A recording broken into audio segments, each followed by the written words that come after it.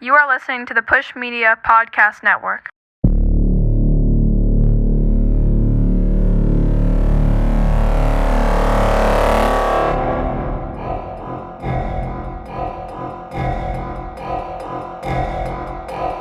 This is good shit.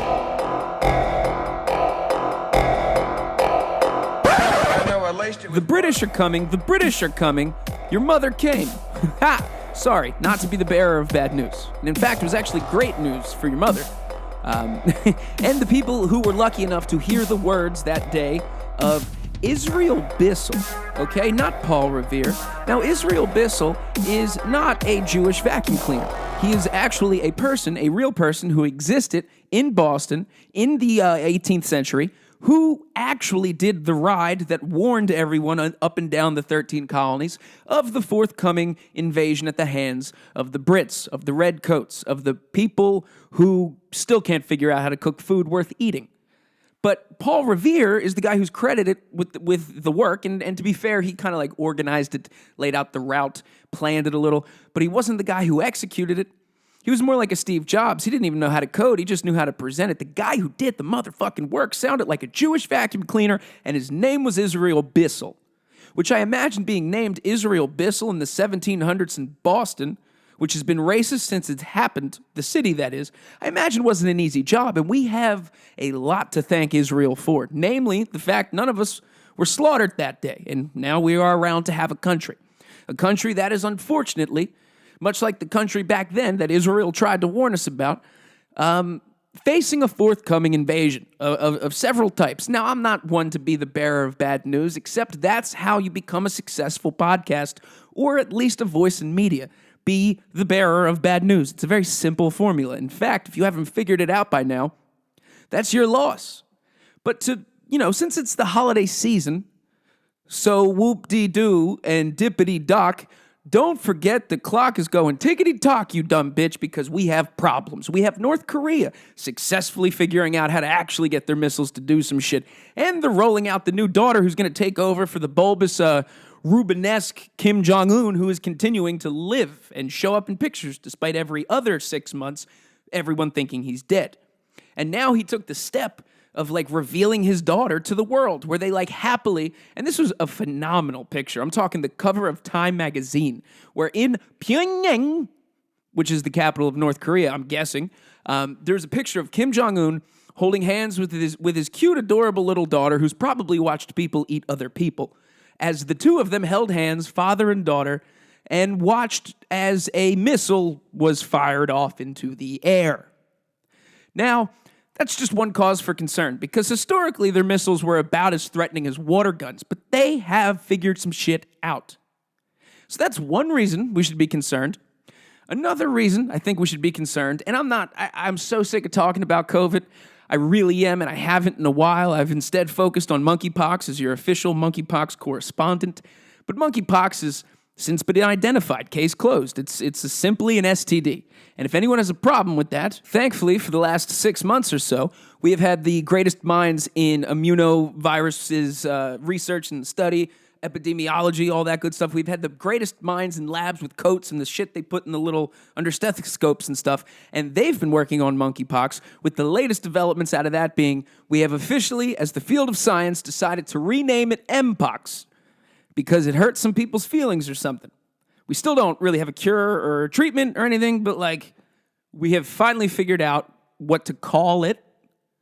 So that's good, I guess. And, most people don't really have to be worried about catching monkeypox. But, if you are someone who let me put it this way. If you like to dance, if you like to lose yourself, if you like to let the music play and just slip away, perhaps particularly in Spain or Portugal, you should be worried about Mpox or Mpox, because Mpox, that tastes good. I've walked myself into a gay joke on my own behalf, but nonetheless, we proceed. So we have things to be worried about. We have forthcoming problems.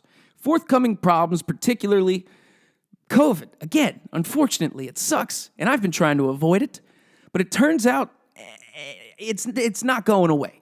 And I know it might feel like COVID went away. It might feel like we haven't talked about it in a while. You don't really see people wearing masks anymore, except a few people, and then you really wonder what is going on with them. But it turns out, unfortunately, and I might have been wrong last week when I proposed that the recently proposed idea at the G20 summit of the digital health passport might have been a bit nefarious in origin, because now there's reports out of South Africa that there is a new variant of the COVID strain, which is roughly 30 times more deadly and contagious than previous versions. I think roughly they're equating it to just as deadly, with the potential to continue mutating, which would therefore make it hypothetically more dangerous than the original initial outbreak of COVID. Now, this is coming out of a lab in South Africa. Now, originally, I would be someone who'd be like, whoa, whoa, whoa, whoa, are we really going to take them at their word? I mean, it's South Africa. But I'm not that guy, and you shouldn't be either, because South Africa is the most developed country on that continent, you racist fuck, and it's a very world-renowned lab that has been studied and, nationally, globally recognized, and they were the same lab that was on top of the Omicron, which was kind of a problem. Now, it turns out they found a new one, and they're trying to tell the world. And now it's on us to decide what to do with that information. And I know it's tricky, because on one hand, you don't even want to acknowledge it is existing. It's almost like a no-hitter. Nobody talk about it, and we'll just keep chugging along. On the other hand, regardless of where you politically fall on the spectrum, the virus doesn't give a good goddamn who you voted for, because it will just continue to be a virus and do virus things like, mutate and be stronger versions of itself. Regardless of if you think masks are stripping you of your constitutional freedom or blah, blah, blah, blah, blah, or I'm not getting a vaccine because those little robots in my arm are going to track me whenever I go to a gas station, Chili's, Outback, or one of the other places my wife lets me eat at. So there's a lot of I just don't even want to talk about this issue, because the people that do are the worst. It's not, obviously the people who are annoying with COVID, they're not the worst. But I do feel like they're only a step below the people who were participating in January 6th. I mean, they might not be people who tried to overthrow the country, but anyone who's oh, COVID, here we go, they're going to do this, see, this is blah, blah, blah.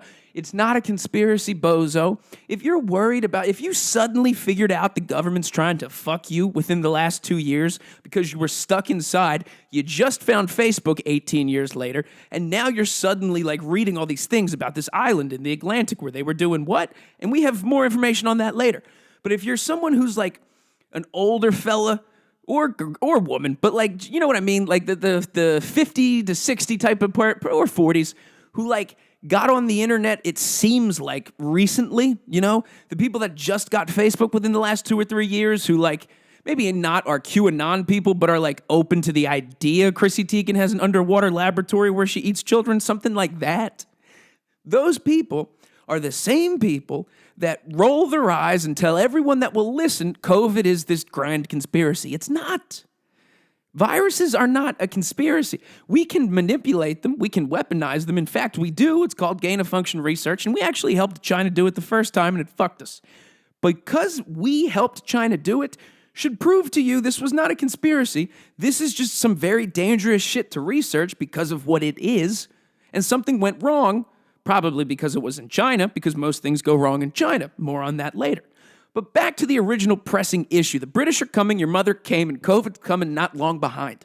Now, it's going into flu season, and I know we haven't talked about COVID, but if you've paid kind of attention, I don't know about you or me, I've just gotten over a cold, which I blamed with really absolutely no evidence, but just conviction in heart and soul and mind that the Chinese Communist Party infiltrated my immune system and got me sick. But ask you, in your world, do you feel like you've just noticed a lot of people being sick lately, or have heard stories, or people at work, or things like that? Because I'm willing to bet that you have.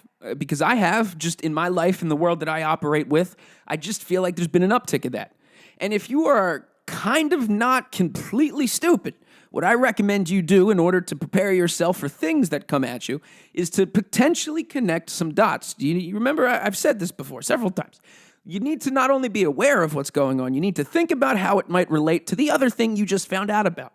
So, if COVID, there's a new strain that we've just found out about from a reliable laboratory in a continent far away from us. That's step one. Now, if you were to look at China in the last couple of days, you probably saw they are very, very busy being Chinese. You pay now. Okay, so, sorry. I'm not actually. Coyle. So the Chinese Communist Party, the people in charge of China, have really been trying to continue to be in charge of the Chinese people. Now, the Chinese people are reacting, not so greatly, we shall say, to the recent zero COVID policy lockdowns being enforced by the Communist Party. Now, why, you may ask, is the Communist Party enforcing these zero COVID lockdowns so strictly now? They didn't give a great reason other than where the Chinese Communist Party go, fuck yourself, and actually, we're going to kill your whole family for asking us for a reason, you silly, silly we're going to beep that. This is the Chinese Communist Party speaking, not me. That's why this is a satire. This is not the news. This is exactly what happened. So now you could think, logically, that, whoa, there's a new strain that we know of that's really kind of dangerous in South Africa being reported. China has all of a sudden ramped up their zero policy. Zero, absolutely zero. And if you don't listen to what their lockdown policy is, they will deploy the military. Okay? This isn't like we suggest you stay indoors, but you can go to the grocery store and out to eat and a liquor store still.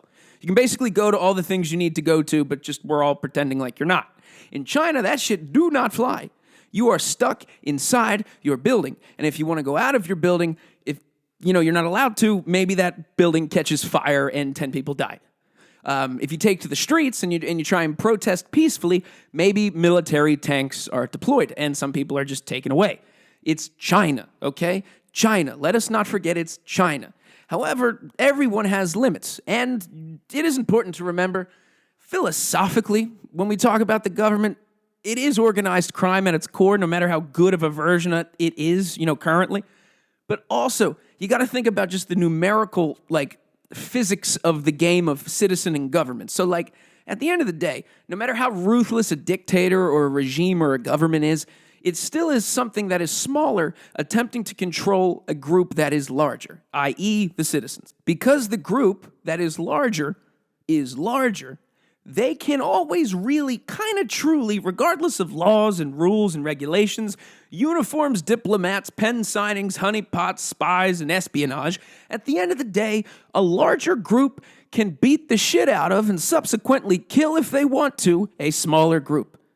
That is just true and factual. It comes down to numbers at the end of the day. All this government stuff is fine and grand. It's not real. It's a social contract we're all participating in. It's really not an actual thing that you can put under a microscope. So, the Chinese people, to their credit, are not having this shit anymore. They're getting tired of it. They're not going to get locked down again. Shout out to the Chinese people who are not with it. Now, those people should keep in mind that if, strength in numbers, and that is actually something that has miraculously resulted in speculation that the president of the Chinese Communist Party, Xi Jinping, never mind, I'm not going to, whatever. So, there's actually a bunch of speculation now, articles coming out that he may have to step down. He may have to resign and turn over power. And that's kind of mind-boggling because this guy's been in charge since 1989 and he's a communist. These people don't generally have a peaceful transfer of power. Case in point, fires where people die and tanks being deployed. Shout out the Chinese people. But this is not great because if we are to factor in other problems, like what else is going on in the world, let's think. China is not necessarily our friend. They are really our only pipeline into North Korea. They're the only real link that the outside world would have to talk to, negotiate, have any type of contact with North Korea. North Korea, also, because they've just launched a new campaign to paint Kim Jong-un as a great father, they've also recently perfected their missiles, and they're launching them. Now, if China, the only people that we have, any type of contact with to communicate to North Korea with, is suddenly facing civil unrest and leadership is in question, all of a sudden, a pipeline of communication to the people with rockets pointed at us is now disconnected. So what do we have? We have the British coming, your mother came, we have missiles coming, and we have COVID coming. And we have Chinese unrest here. And another stupid thing the Chinese did, not to pick on the Chinese like a roller coaster operator, but another stupid thing the Chinese did, I found an article that the world's first 26-story high-rise building used exclusively for the slaughtering of pigs has finally been erected in China. Now, This is real. I'm not making any of this up. China just built a skyscraper exclusively for the purposes of murdering pigs. That sound okay. Think of it one more time for everyone. Keep in mind, China, country that we all blamed COVID the first time from leaking from a lab because they were testing shit nearby where people also go to buy bats for soup. That same country has erected a 26-story facility exclusively to slaughter pigs because the demand for the pork protein in China is suddenly high as shit for some reason. Now, Chinese love pork. That's just something now that you know the statistics for that, feel free to start making that a stereotype. Pork chop for the Chinese fella. That should be a shirt or something. Pork chop for the Chinese fella. Now that's just math. So a couple of issues I'm taking with the giant skyscraper of pig murder in China. First being, why are we building this? Because first of all, why is it up? And I saw the picture in the article. It's not like a school where it's like really big but horizontal of a building, like all one floor, which you would think would make sense. This is a 26-story high-rise building. There's elevators involved for these pigs to be taken up and killed. It's very, very weird. And I'm not sitting here saying like, oh, no, I'm not trying to be like Upton Sinclair. I'm not breaking any news like that. I don't really, truly care about if you eat meat or not because I know you probably come from a family that eats meat because I've met your mom. And here's the thing, I don't really like meat that much. It kind of grosses me out. I'm not a vegetarian. I'm not gay. But I'm not like, oh man, save all the animals. That's not my bag. But what is certainly not my bag are giant skyscrapers of a certain animal murder factory. That's so weird. Could you imagine being on a tour of New York City and like a tour guide's pointing out, there's the Empire State Building, there's Grand Central Station, there's the pig murder building, over in Brooklyn is the kosher chicken murder building, and to your left is where they slaughter cows at the Guggenheim. Not to make another Chinese joke. If you get it, that's fine. It's very, very strange. Now, apart from the fact that that's just weird, should we not maybe build a building where we're going to kill animals, and I imagine a way that's not the most up to code because it's in China? Should we not make another building where we're just going to have the blood of pigs? Maybe one of the most recorded, it's probably the first animal written down that we knew to be dirty. Like we had motherfuckers investigate this animal and we wrote it down back when the Bible was still being formed that this thing is dirty. It's a cloved, hooved motherfucker. I wouldn't fuck this pig with your mother's dick. That was a sentence for the ages. Pigs are dirty animals. Bacon's good, but for the most part, probably shouldn't be eating it. For the larger point, maybe there shouldn't be a skyscraper where we murder them at the rate of thousands per day. That doesn't sound like it would create the most cleanly work environment with just excess pig blood flowing everywhere up and down the sideways stories from Wayside School building of horror in China, where they already eat weird shit that you would think you just shouldn't eat based on how it looks over there. That's not enough for them. You need to tell them. There's actually signs in China, in certain more rural areas, telling you, please, you can't shit here on the floor in the middle of this business. So, and I'm not judging. Everyone has to shit in a weird place every now and then. But at the end of the day, we are pretty sure that COVID the first time came out of this country because of a certain set of conditions and, of course, what they were doing, and we were funding it. But now it seems like they're kind of building, not a lab, but a building that, for all intents and purposes, has all of the same cleanliness problems. It would fail at the inspection for the same reasons. And we're just going to hope nothing goes wrong with that. The British are coming. Your mother came. Missiles are coming. COVID is here. There's a lot of problems just around the corner, not to be the bearer of bad news. Of course, happy holidays. COVID just around the corner. We have serious problems. And now let's back to Russia. So, Russia, Ukraine, still not solved. At this point, it's starting to sound like a greatest hits episode. But Russia and Ukraine wages on. And Ukraine is bracing for a harsh winter because Russia has strategically been attacking their energy sources. And Volodymyr Zelensky has a book coming out. Those are two things that are true. Both are weird and probably shouldn't have happened. But that battle, that war still rages on, and Biden continues to be a half-stepping kid sniffer who won't make up his mind. We're not going to get involved, but we're going to get involved. We're not going to do anything, but we're going to keep writing checks and sending over missiles and weapons and just basically make sure this keeps going on as long as possible. But we're not going to help at all or try and, instigate negotiation of any kind. We're not going to do that. We're just going to keep making sure that this goes on as long as possible. Now, I understand how that might have sounded, but I'm not that guy. I'm not this dude who's like, man, I'm against war, man. Really? Hot take. Interesting stance. I'm not someone like Sean Penn, who thinks he is above war. He understands humans more than anyone, so much so, he chose to do I Am Sam. Think about that. I'm not someone who's like, war is just unnecessary, it's a thing of the past. I'm not being a hippy-dippy, peace-loving, head-in-the-sand ass hoe. What I am saying is something that now the EU has said, which is interesting, because it adds some validity to it. Originally, if you were to be like, man, the United States is just like sending weapons to everyone because they're war profiteers, and like war is a business. We are a war economy. We needed to listen to Eisenhower when he said, beware of the military-industrial complex. If you hear someone say all that bullshit, you just roll your eyes and be like, man, you need to grow up. Some people got to get shot because China fucked with the boys, or some shit like that.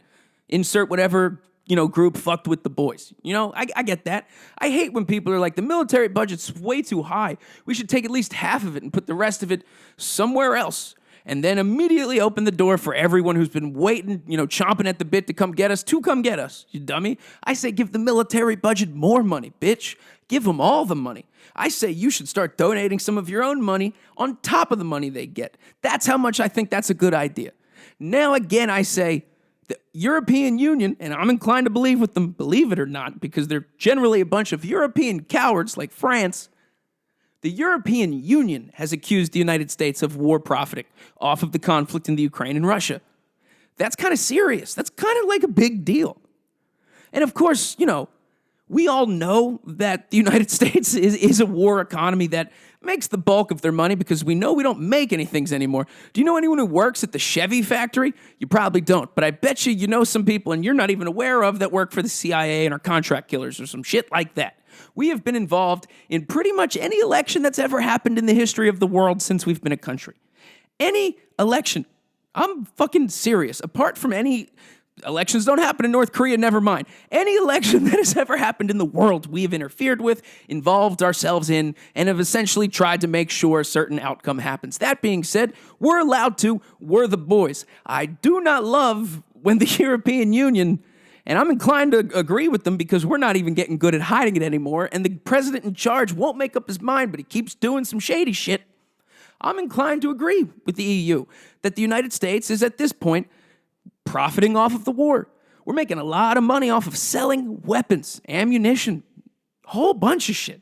And not only selling it, it's not like the United States says we have all these guns and we call up Volodymyr, who's on the middle of a book tour or whatever. He's like, oh, thanks, send over all missiles to front line now. That's not how it works. We manufacture these things and there's contracts available to people who bid on them, who then, if they are awarded the contracts from the government, make and produce all of the weapons or ammunition or whatever was ordered, and then sell that to the Ukrainians or whoever wanted to buy them. So they put a certain percentage on top of that. So arms dealers in the government are just churning a profit right now at a time when we have a lot of people saying a recession is coming, at a time when a lot of people are really worried about money lately.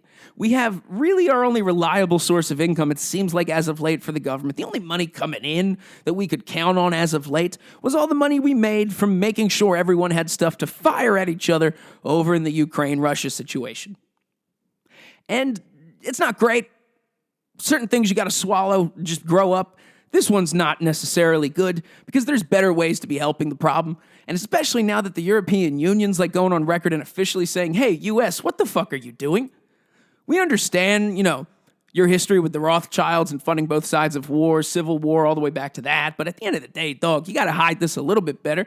You got to maybe make some phone calls and try and get these two guys to talk rather than just, keep writing checks for every defense contractor. And now a popular, retort to this condemnation on behalf of the EU, claiming the United States is just war profiting at this point, a retort that I would think many proud Americans would be is, who gives a shit that the European Union thinks that? Oh, do they? They eat dinner at 9 p.m. and have very weird relationships with their babysitters. Who gives a fuck about their opinion? You know what I mean?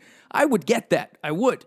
But I think it's kind of important that the European Union has said that we are kind of being dicks, because what that does on a global scale is, signal to every other country, any other person who may have a problem with us.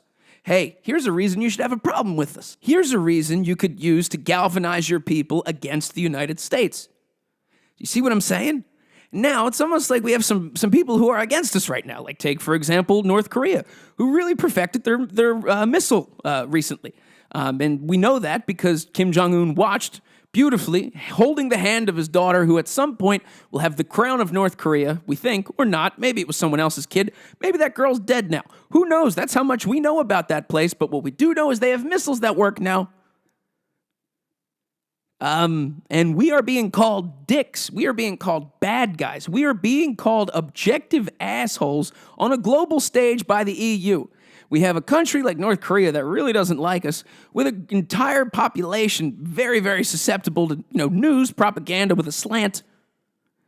Seems like we're getting the finger pointed at us, and people who already don't like us are really sharpening their knives. The British are coming. Missiles are being launched. COVID is here, and your mom came.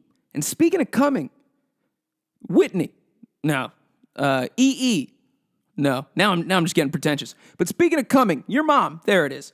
We have developments out of the Jeffrey Epstein saga, thanks to the remaining living person, Ghislaine, Maxwell.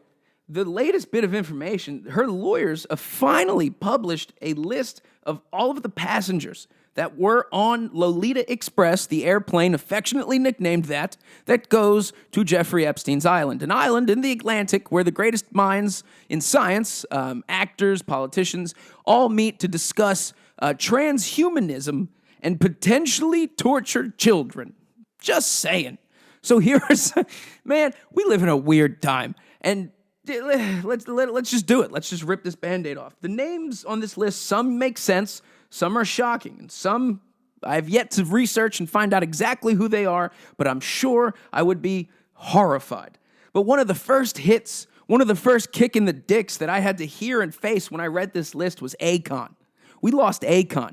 And now doesn't that suddenly connect a lot of dots? Like, it seems like out of nowhere in the last 5 years, Akon went from like the guy that was on at your middle school dance, I'm sure I'm dating my audience to just literally my age, to like now Akon was talking about crypto and he wants to build his own city and like make a new Wakanda. All of a sudden, that seems a little more suspicious when you find out he was on the Lolita Express flying to transhumanism conventions on private islands in the Atlantic where kids go missing. Akon locked up, won't let him out. I'm gonna stop. Now, and then let's just run through some other ones. We got Barack Obama. That's an obvious one. Ben Affleck. I'm going to give him a pass just because it looks like he's always had a hard day. Who else we got? Charlie Sheen. That makes perfect sense. Chris Tucker. We already ripped that Band-Aid off. Demi Moore. Who gives a fuck? Who else we got here? We got another Jim Carrey, because, man, I tell you, that guy has some secrets. Dark shit. Find the letter his ex-girlfriend wrote about him before she killed herself. Let's moving on. John Legend, of course, makes sense because his wife, Chrissy Teigen, has an underwater laboratory where she herself conducts Mengelev-style experiments on twins. That's just obviously true. Who else? We have Kevin Spacey, which I refuse to accept. That is not true. Free the boy. Kevin Spacey, free the boy. So that's who I'm going to hold on to in my heart as I continue to read. And then you see some names where you're like, that makes sense. Like Lynn Forrester de Rothschild, who is of the French sector of the family. Lynn Forrester de Rothschild was the woman in the picture with Elon Musk and Ghislaine Maxwell. That picture with Elon in a tux, doing his best to not look like he has Asperger's at some formal event, with Ghislaine Maxwell in that purple dress with the fat tits. The woman behind them, the two of them, in a black dress, looking fine, I'll give her that, but unfortunately probably from a family that requires the blood of others to live, is Lynn Forrester de Rothschild. She was on the plane that went to the island. And then you see some other interesting names, like Mark Collins Rector. Now, if you're someone deep into the internet, if you're someone, let's just say you know what fucking MK Ultra is. If you're someone like that, if you're in deep, you know who Mark Collins Rector is. He's like one of the OG, conspiracy, pedophile, head honcho dudes. See, he started like some internet company in the early 2000s. He was like boys with Bryan Singer, and they loved boys themselves.